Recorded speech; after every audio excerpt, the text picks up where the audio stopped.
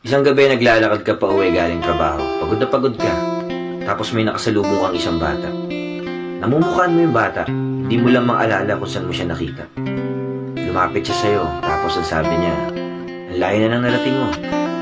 Proud ako sa'yo. Pagod ka na, pero hindi ka sumusuko. Nagulat ka sa mga sinabi niya tapos bigla siyang tumakbo. Paglingon mo, wala na siya sa paningin mo. Bigla mong naalala kung sino yung bata na yun. Ikaw pala yon 20 years ago.